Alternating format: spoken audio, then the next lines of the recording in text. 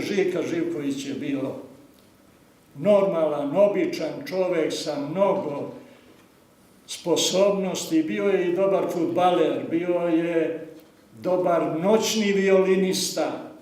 zarađivao pare i honorare kao violinista u noćnom orkestru u velikom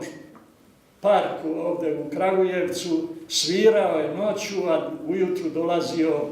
u učionicu da ponovo pred profesorom